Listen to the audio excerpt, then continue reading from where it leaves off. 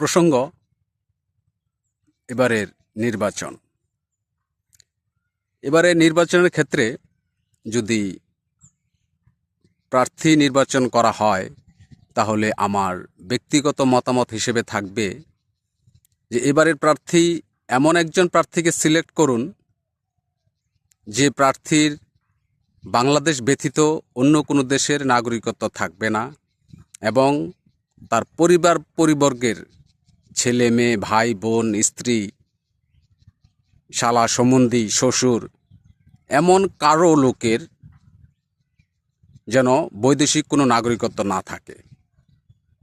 যদি এমন কোনো প্রার্থীর এবং তার রিলেটিভদের কারো কোনো বৈদেশিক নাগরিকত্ব থাকে, পাসপোর্ট হোল্ডার থাকে, তাহলে এমন কোনো ব্যক্তিকে আসন্ন নির্বাচনে প্রার্থী করবেন না এবং প্রার্থী করলেও জনগণের কাছে আমার আবেদন থাকবে ওই সকল প্রার্থীদের অবশ্যই বয়কট করুন।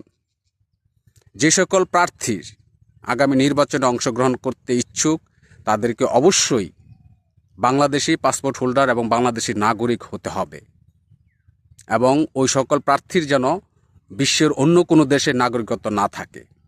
যদি তাদের এবং তাদের রিলেটিভদের নাগরিকত্ব থাকে তাহলে তারা এই দেশের টাকা অবশ্যই বিদেশে পাচার করার একটা সুযোগ নেবে।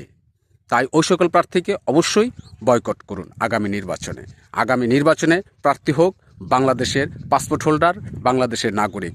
অন্য কোনো দেশের নাগরিকত্ব আছে এমন কোনো ব্যক্তিকে প্রার্থী করা যাবে না। আসসালামু আলাইকুম।